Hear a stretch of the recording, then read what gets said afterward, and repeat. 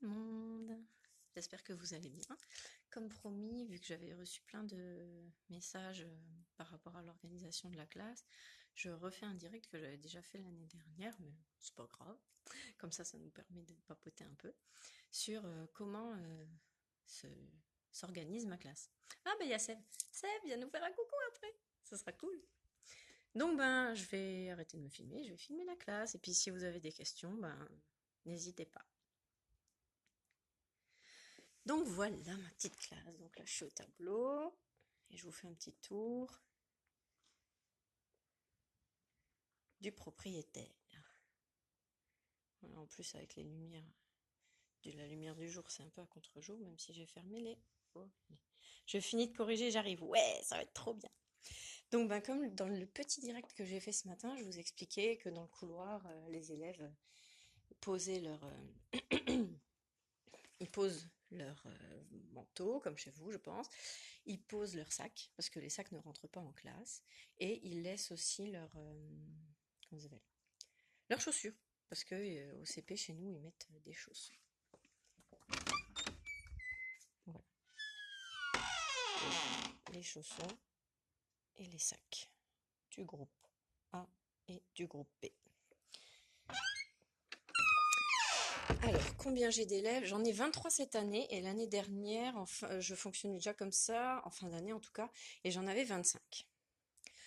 Et donc les élèves, une fois qu'ils ont vidé leurs affaires dans les caisses à matériel, en fait, ils regardent sur le tableau où ils doivent se mettre. Donc s'ils sont dans le groupe A, ils doivent s'installer à la table en U.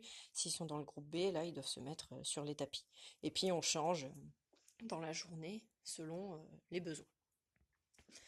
Donc ensuite, on s'installe ici, pouf, comme ça. Il y a un groupe sur le tapis, sur le banc, et un groupe à la table en U. Et puis moi, je me mets à mon bureau, près de mon bureau, on va dire, sur mon petit tabouret à roulettes ou debout. Et puis je leur explique le programme de la journée qu'ils pourront voir, en tout cas de la matinée, qu'ils pourront voir sur le tableau.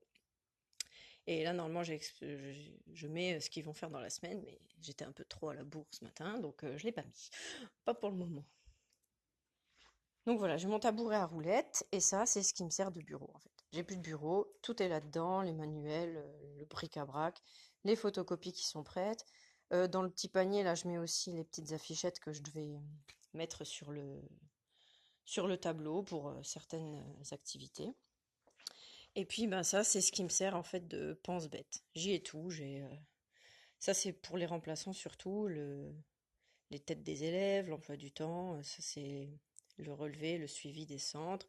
Il y a le plan de travail de la semaine, ça c'est le suivi de l'autonomie. Et oui, j'ai aussi le petit matériel qui est du coup scotché, enfin aimanté plutôt, sur le tableau, ce qui fait que ben, j'ai plus besoin d'un gros bureau. C'est ce truc-là, mon bureau. Et donc comme il a des roulettes, ben, selon où je m'installe pour corriger, je peux le trimballer partout dans la classe, je m'installe où je veux pour corriger, et puis voilà. Et donc, il y a cet espace-là, qui est l'espace en fait de travail avec moi, où on fait vraiment les découvertes en français, en mathématiques. Donc je suis une demi-heure avec un groupe à la table en U, et au bout d'une demi-heure, je change. Et ceux qui étaient au centre d'autonomie viennent à la table en U, et ceux qui étaient à la table en U vont au centre d'autonomie, et je refais la même chose pour le deuxième groupe.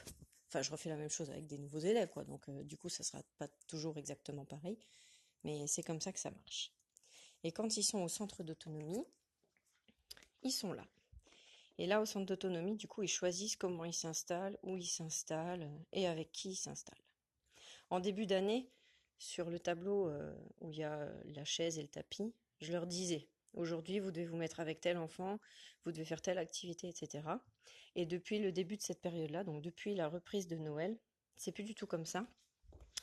C'est le même fonctionnement chez la maîtresse Sève en CE1, en fait, pour qu'ils soient prêts au CE1. C'est-à-dire chaque centre est dans un casier. Ils prennent le casier, tic, ils le sortent du placard et ils vont s'installer là où ils veulent et ils le font. Et ils doivent être 2 par casier maximum. Donc ça, j'ai pas trop de soucis, ils respectent. Franchement, j'ai pas eu de problème avec ça. Et donc, bah comme vous le voyez, il y a les trousses là. Les trousses, les mémos. Parce que comme les élèves ne rentrent pas le sac en classe et qu'en plus, il n'y a plus assez de tables et de chaises pour tout le monde, il n'y a plus de casier. Donc ils peuvent plus avoir leur matériel rangé. Donc du coup, j'ai les trousses du groupe A, les trousses du groupe B. Quand ils ont besoin, ils prennent leurs trousses, ils vont s'installer où ils veulent. Et puis voilà quoi. Je regarde pas que j'ai raté des questions ou quoi. Non, ça va. Donc voilà. Et ensuite, il y a les différents centres. Donc il y a certains centres, par contre, qui ne peuvent pas se placer où ils veulent. Pour la simple et bonne raison que matériellement, c'est pas possible. Par exemple, le centre d'écoute. Bah, il n'y a pas des prises partout, donc ils peuvent pas se mettre où vous voulez. Et, et voilà. Et il y a un autre centre, ils ne peuvent pas se mettre où ils veulent. Ah bah oui, c'est le centre que j'ai pas eu le temps de brancher ce matin, c'est le centre informatique. Donc c'est ici que je mets l'ordinateur portable. Et là, je mets le vidéoprojecteur et j'ai tout connecté là. Et quand il faut que je projette ici. J'ai un grand espace où du coup, le centre d'informatique me sert aussi de centre de vidéoprojetage. Alors, les groupes sont déterminés par niveau. Alors non, les groupes ne sont pas déterminés par niveau, justement. Les deux groupes de la classe sont hétérogènes. J'ai autant de bons et autant de moins bons dans chaque groupe, justement pour permettre du tutorat. Voilà. Donc c'est vraiment, j'ai pas un groupe avec des très bons et un groupe avec des mauvais, on va dire. Ils sont tous mélangés, tous ensemble. Coucou. Donc voilà, ça c'est vraiment informatique et écoute, les deux centres qui peuvent pas bouger, ils sont obligés d'installer là, ils peuvent pas choisir un autre endroit. Ici c'est le centre de lecture avec les activités qui vont avec, donc il y a plus d'affichage pour l'expliquer parce que maintenant ils maîtrisent. C'est soit il y a une activité dans le tiroir de lecture, une activité spécifique, soit ici ils pratiquent en fait les 5 au quotidien. La lecture à soi, la lecture à l'autre, la lecture à deux, et tout ce dont ils ont besoin se trouve dans les caisses. Donc il y a les tubes de lecture, il y a les Toubalou, fabrication maison, attention. Il y a, ça c'est la petite boîte où j'ai les yeux de lecture. Et donc les livres sont rangés, donc là on dirait pas, hein, parce que j'ai des nouvelles petites caisses qui se sont rajoutées qu'il faut que je range. Mais les livres sont rangés. Là il y a les cahiers de lecteur quand ils doivent faire un travail dedans, donc ils le prennent, ils s'installent là où il y a besoin. Et oui, ça c'est petite pensée pour Lutin Bazar, parce que là-dedans on a nos masques de relaxation. Donc attendez, parce que l'image elle est toute floue. Ensuite, ça c'est le centre des grands livres, avec le livre qu'on étudie sur le moment et qu'ils doivent revoir ensemble. Ils peuvent le lire à deux, ils peuvent le lire tout seuls. Donc voilà, c'est vraiment où ils se gèrent. Ah, attendez, il y a des questions. Merci pour toutes ces super idées. Qu'est-ce que tu proposes comme activité dans ton coin écoute? Alors dans le coin écoute, ça varie. C'est des fois c'est des chansons d'anglais qu'on a vues, qu'ils peuvent réécouter, ou alors c'est une histoire lue, ou parfois c'est juste des, des comment dire, des pistes de calme et attentif comme une grenouille. J'essaie vraiment de varier selon ce que j'ai envie de faire avec eux sur le moment et qui est écoutable, quoi. Est-ce qu'il y a d'autres questions? Beaucoup d'investissements financiers personnels, non? Ouais, alors ça c'est vrai que après investissement financier. Oui et non, parce qu'en fait, avec les collègues, on s'est équipé au fur et à mesure depuis l'année dernière et on a scruté le bon coin. Et enfin, moi aussi, ce que j'avais fait, c'était par Facebook sur le bon coin de ma communauté d'agglomération.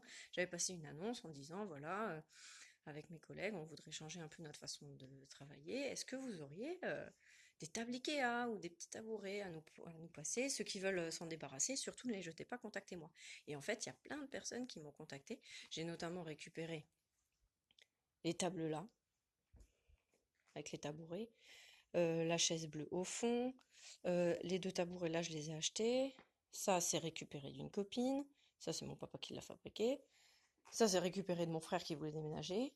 Donc, franchement, pour tout ce qui est classe flexible, faut pas hésiter à demander autour de soi parce que moi j'ai été surprise. J'ai passé l'annonce sans trop d'espoir et au final j'ai été surprise de tout ce que j'ai pu récupérer. Et après, il y a certains trucs, je vous ai dit, hein, que j'ai acheté, mais franchement, en se prévoyant un petit peu, en étalant, ça a été.